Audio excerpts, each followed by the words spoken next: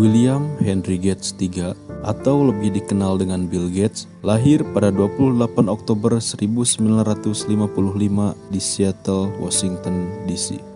Ia merupakan anak kedua dari 3 bersaudara. Ayahnya, William Henry Gates adalah seorang pengacara perusahaan yang punya banyak relasi, sedangkan ibunya, Mary Maxwell, adalah seorang pegawai bank.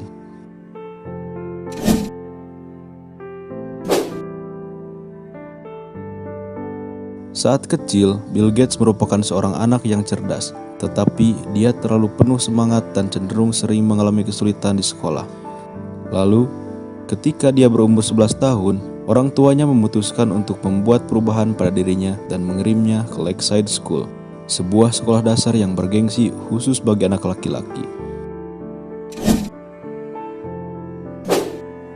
Dan di Lakeside itulah, pada tahun 1968, Bill Gates untuk pertama kalinya diperkenalkan dengan dunia komputer dalam bentuk mesin teletype yang dihubungkan dengan telepon ke sebuah komputer pembagian waktu.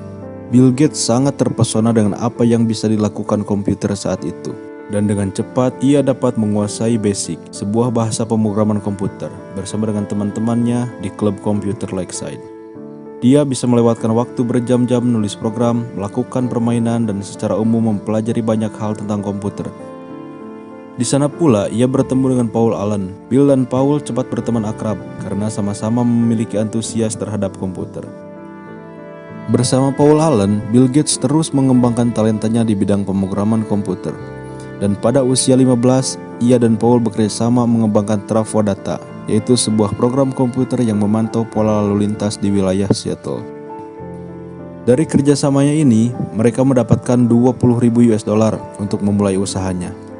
Mereka berkeinginan untuk membangun perusahaan sendiri, namun orang tua Bill ingin ia menyelesaikan sekolah dan melanjutkan kuliah di perguruan tinggi dan berharap anaknya kelak menjadi pengacara.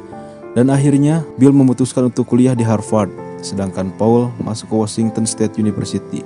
Namun meski begitu mereka berdua masih tetap saling bertemu.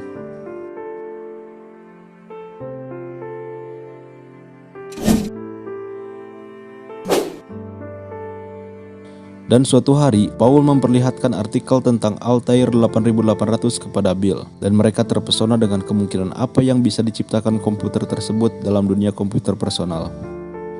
Altair dibuat oleh sebuah perusahaan kecil bernama MITS, dan Bill nekat menghubungi pimpinan MITS yaitu Ed Roberts saat itu, dan mengatakan bahwa mereka sedang membuat program basic yang dapat berjalan di komputer Altair. Padahal, pada kenyataannya mereka sama sekali tidak memiliki komputer Altair, apalagi program yang mereka katakan. Namun, Ed Roberts meminta keduanya untuk melakukan demonstrasi, dan mereka pun menghabiskan waktu 2 bulan di lab komputer Harvard untuk menulis program tersebut.